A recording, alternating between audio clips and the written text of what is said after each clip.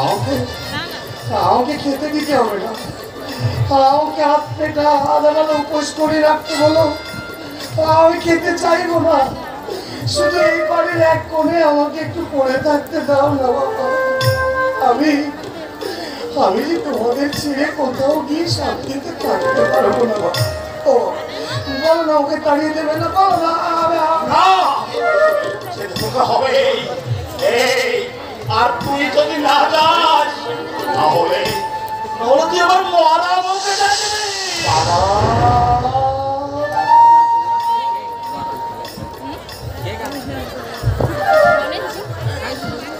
ও বাবা,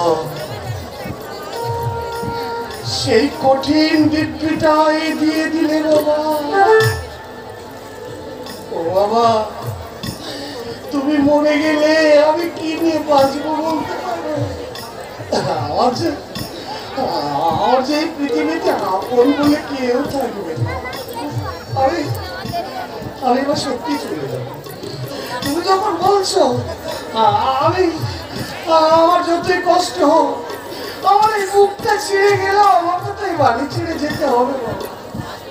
ও বাবা, আর কোনোদিন আমি এই বাড়িতে ফিরে আসবো না।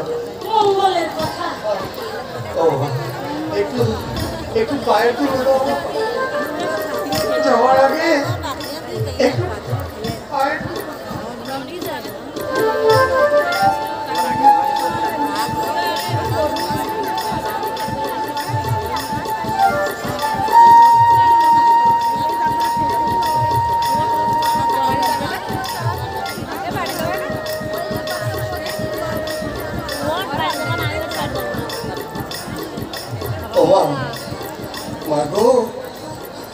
আমি চলে যাচ্ছি মা, আর আমাকে তোমার দেখতে হবে না।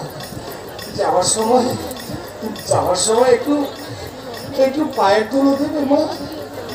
তোমার আশীর্বাদ ছাড়া আমি যে পৃথিবীর কোথাও গিয়েও আমি শান্তিতে থাকতে পারবো না মা। তোমাকে ছেড়ে থাকতে আমার যে খুব কষ্ট হবে। তোমার যাওয়ার আগে একটিবার একটু মুখটা দেখাবে না? তুমি তোমার মা, তোমার মুখ না দেখে আমি কি বাড়ি ছেড়ে যেতে পারি বলো? আচ্ছা মা, আমাকে একটু পায়ে তুলে দাও।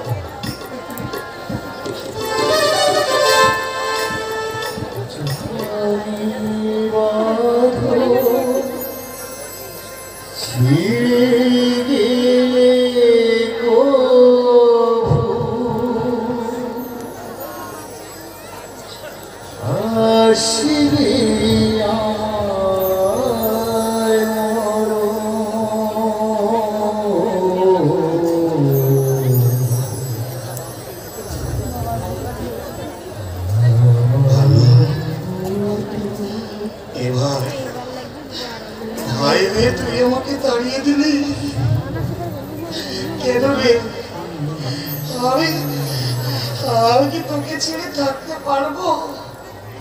আমার এই বুকটা ছিঁড়ে যদি তোকে দেখাতে পারতাম, তাহলে তুই বুঝতিস আমি তোকে কতখানি ভালোবাসি।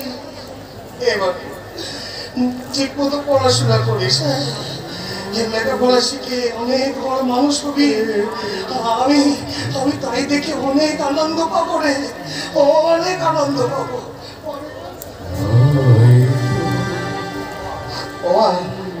মা, ভাইকে লেখাপড়া শিখে অনেক বড় করো, আমি যেন সবার কাছে গর্ব করে বলতে পারি আমার ভাইটা অনেক বড় মানুষ হয়েছে, আমার ভাই মানুষের মতো মানুষ হয়েছে।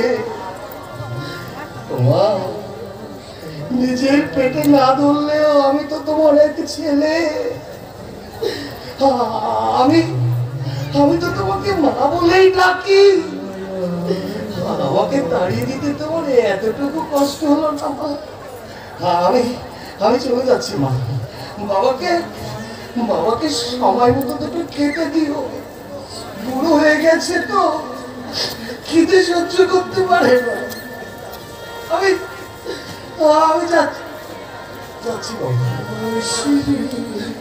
যাচ্ছি রে ভানু।